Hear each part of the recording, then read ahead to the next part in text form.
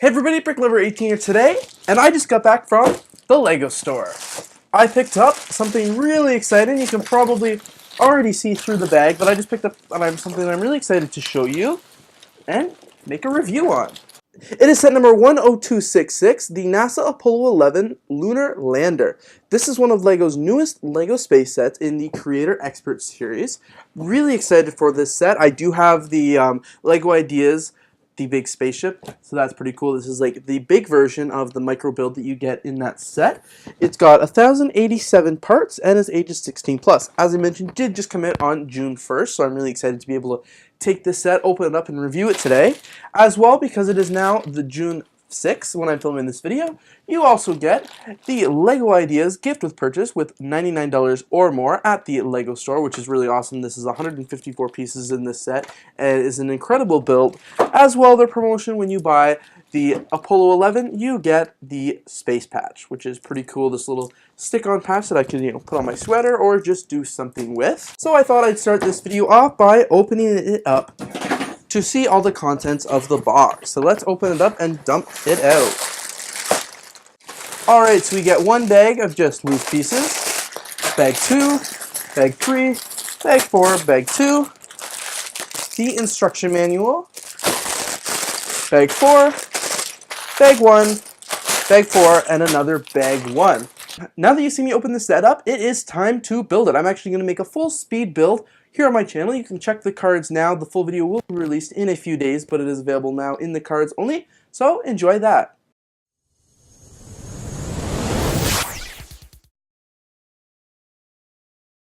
Hey everyone, so here we are back about 2 hours later. It took about 2 hours to build this. I hope you enjoyed the speed build, by the way. So it's a really cool set. This is from the famous Apollo 11 mission. If you're unfamiliar with the mission, on July 20th, 1969, Armstrong and Aldrin boarded the Lunar Lander and were the first ever astronauts to land on the moon. First off, you'll notice that it does come with this plate. It is designed to look fully like the moon. As you can see, it's got lots of different craters and everything like that in. It does look pretty neat there. At the very front here, there is the American flag, but we'll go into this in a little more detail. This is the NASA Apollo 11 Lunar Lander right here. It's a very big model. Majority of the 1,000 pieces in this set are definitely here. It's pretty cool. You can, bring it down, land it on the moon, land it in the 4 little craters here. If you didn't realize, this set also does come with 2 LEGO minifigures, but we'll talk about them in a bit more detail. So right at the base of this model here, we have a printed tile that says Apollo 11 Lunar Lander. Right from that, as you can see, there is the American flag from the world famous footage of the astronauts putting the flag into the moon. As I mentioned earlier in this video, this entire base plate is designed to look like the moon, and I think LEGO did an excellent job in conveying that. This is what the base plate does look like in a bit closer detail. You can see the flags here, printed tile is here, and all of the moon craters are here. In the 4 corners, as you can see, there are these 2 craters, and that is where the Lunar Lander actually comes down and lands on. Each of these feet are called the landing pad. As you can see, there are obviously 4. This specific portion of the build is called the descent stage because this is what was used to get down onto the moon in the first place. Around the Lunar Lander here, there are 4 different quadrants. Each one is a little bit different. Here in quadrant 4, when you pull down, as you can see, it reveals a camera. And this camera is what filmed Neil Armstrong walking on the moon for the very first time. It's in quadrant 4 here.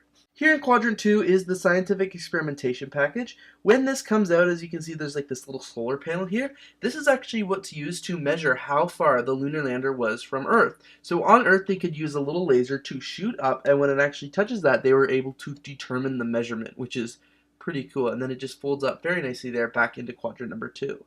One thing I especially noticed, and one thing you'll notice, is that there is just so much gold here on the Lunar Lander, like tons of different gold tiles, even lots of gold coloring on some of the stickers. This is actually foil, and the foil on the Lunar Lander was actually used for thermal and micrometeoroid protection. Here we have these 2 ladders, which is called the egress platform, which is what I guess apparently used for the astronauts to get up and down. It's very hard to see, but you can tell that there's a red cylinder and a white cylinder and then another red cylinder and a white cylinder. Learning from the instructions here that the Lunar Lander actually carried both fuel and oxidizer to ignite the fuels, since it is not possible to use fuel without an oxidizer in space. So that's what each of these tubes carried, and that's why you see them in the base here, because this is what actually powered the Lunar Lander. Taking a look now at just the upper section, this is called the ascent stage. So this is what was used to get themselves off the moon once they were landed. So there are several different features here. At the top, this is called the docking tunnel. This antenna here is referred to as the S-band steerable antenna, and then this other antenna is referred to as the rendezvous radar antenna. They've also got these VHF antennas here, and 4 of these reaction control thruster assembly in the 4 different locations. This part of the lunar lander is called the reaction control system. This is designed to provide thrust to the spacecraft, allowing it to be steered in the right direction. This system was used by the Apollo Lunar Lander when descending to the moon. The ascent stage here does come apart into 3 different sections. I will take them apart now.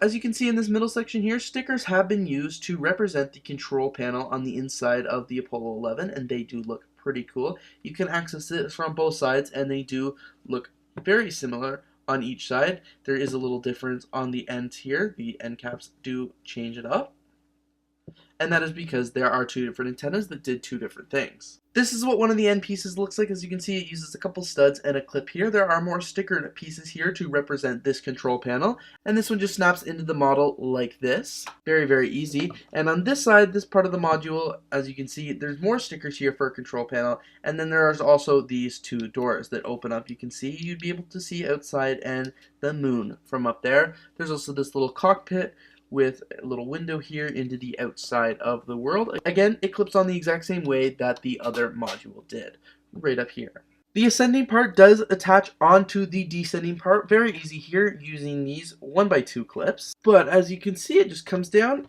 it clips in, and it looks great. Based on some of the comments I read online, I think a lot of people were skeptical of the landing gear here, but I do have to say they are very sturdy. You can move it around, they adjust, they change it up, but very sturdy, and you're not going to have to worry about breaking it.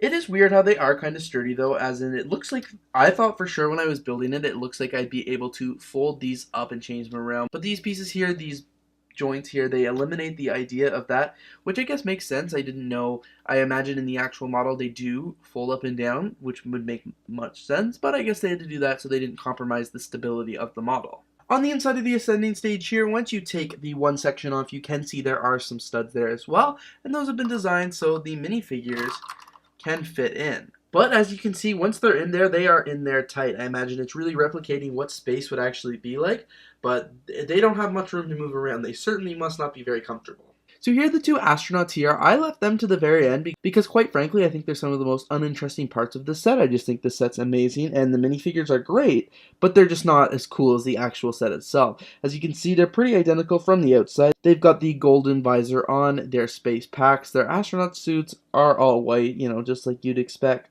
astronauts to be. Very cool. Spin them around. They do have torso printing, but they're pretty much taken up. You can't really see them with their space packs on, so I'll remove the space packs and kind of show you what they look like there. The heads are very generic. That one's my sig fig head, and this one's like my sig fig head smirking. Pretty basic. Looks like they could almost be the same person except the different colors of their eyebrows. A lot of people have mentioned online that the uniforms aren't quite accurate because they do have the NASA logo as well as a couple other logos. There's just nothing incredibly special about them, and they don't have the American flag printed on it. And then of course there's talk about the Apollo Lunar Lander patch that you get when you purchase the set from LEGO stores and LEGO Shop at Home. This is what the patch looks like. This is exactly what it looks like when you get it from the store or shop at home. It is in this plastic here. On the front, it's got the Apollo Lunar Lander patch. Very cool. It's got the LEGO logo and the actual model. This looks like a microscale model that would have been included in the LEGO Ideas set. One patch, and it's a sticky patch, not an iron-on patch for those of you wondering. So thanks everybody so much for checking out my review of the brand new NASA Apollo 11 Lunar Lander. I can't say it enough. This is a really great set. I'm really glad that I picked it up. It was a lot of fun to build, as you would have seen in my speed build video. If you want to go check that out, that would be very appreciated. But I think this set is just absolutely epic the way it's displayed here. I think it's a great little set. Thanks everybody so much for watching. If you did enjoy this video, please don't forget to leave a like and of course subscribe. Any feedback would be very appreciated. It's one of my first reviews in my new space, so you'll just have to let me know. Thanks for watching, and I really hope you enjoyed this video. Have a great day.